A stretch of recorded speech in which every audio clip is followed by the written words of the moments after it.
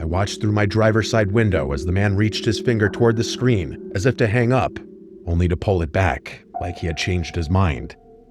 I kept watching, and it seemed like he was listening. I instantly connected the dots. My mom must have been speaking to him.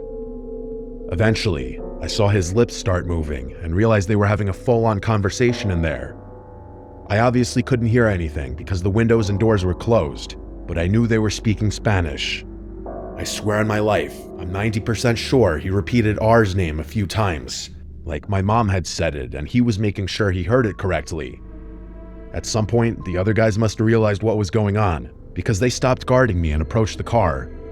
The guy inside rolled the window down and stared at me as he spoke to the other two men. After he finished talking, all three of them turned and stared at me, as if sizing me up. The conversation didn't last long after that. They hung up the phone and walked back over to me. They handed me all my stuff back, including my car keys. The only thing they took was the cash in my wallet.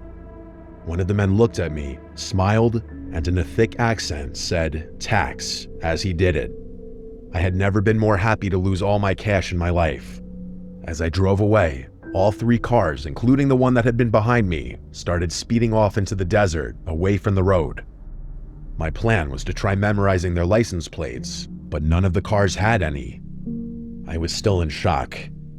After a few minutes of driving, I called my mother back and demanded an explanation. She told me that she had simply threatened to call the police on them, as she was tracking my location and knew exactly where I was. I told her that was obviously BS, and insisted she tell me what they had really been talking about. She was adamant about her story though, and told me most of the Spanish was just her pleading her case. Even though I didn't believe her story, there was nothing I could do but accept it. I asked her to call the police for me, and she said she would. Eventually, we ended the call, and I drove the rest of the way in complete silence. In all honesty, I blocked that experience out of my mind for as long as I could, but over time, I just couldn't anymore.